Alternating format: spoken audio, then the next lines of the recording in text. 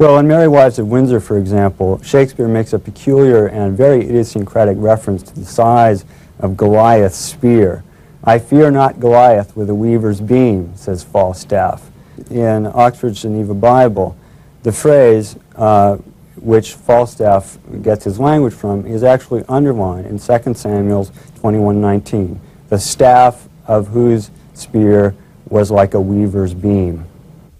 One of the most striking Old Testament parallels with the Shakespearean canon, however, was in the 16th book of Ezekiel.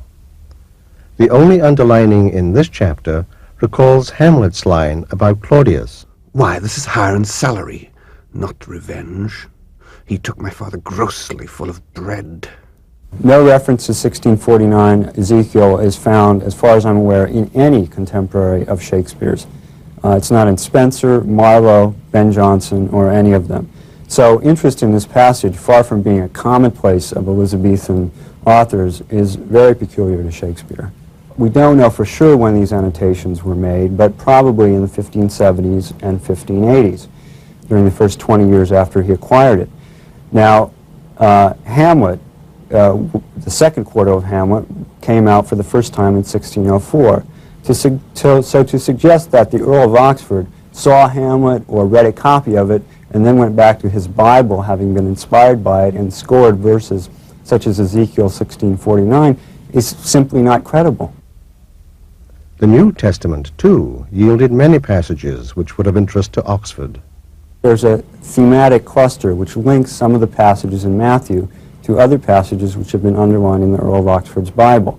And this theme is found in Shakespeare's use of the Bible.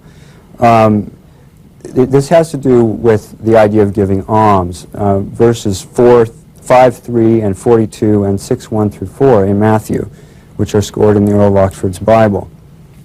Mark 10:21, which is the only verse underlined in the book of Mark, reads as follows: "And Jesus beheld him and loved him, and said unto him, One thing is lacking unto thee. Go and sell all that thou hast, and give to the poor, and thou shalt have treasure in heaven, and come, follow me, and take up the cross." Take up the cross was a theme Shakespeare used often in the history plays.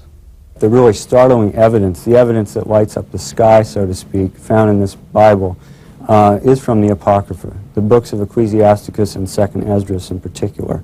Now, Ecclesiasticus has been recognized as one of the two most important books of the Bible for Shakespeare, the other one being Job. It's very impressive, therefore, that there are over 100 passages underlined in this copy of the Geneva Bible, and perhaps as many as 20 of those exhibit a very definite influence in the Shakespeare canon. Oxford had a very strong interest, apparently, in chapters 8 and 9 of the second book of Esdras. These chapters concern what was a truly grave religious question of the period, which was the Catholic doctrine of salvation by good works.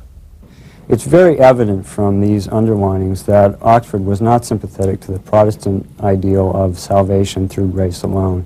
He repeatedly underlines passages which emphasize the importance of salvation through good works.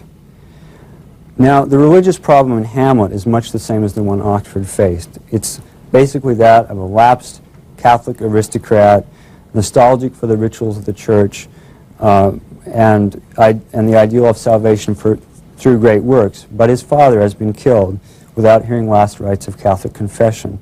The father's untimely death becomes a symbol, not just for the condition of the ghost wandering in purgatory, but for the inability of the son to act.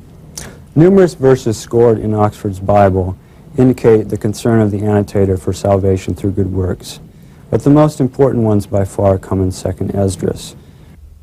Among the many verses Stritmatter found underlined and germane to Shakespeare's studies, there were some which had escaped prior notice by scholars. I can now add at least 30 and probably considerably more verses which are scored in the Earl of Oxford's Bible and exhibit a definite influence in Shakespeare, but which have never been noticed by prior scholars of Shakespeare's biblical knowledge. Now, from a scientific point of view, this is just quite extraordinary. It means that we can use the annotations in the Earl of Oxford's Bible to learn things that we never knew before about Shakespeare's use of the Bible.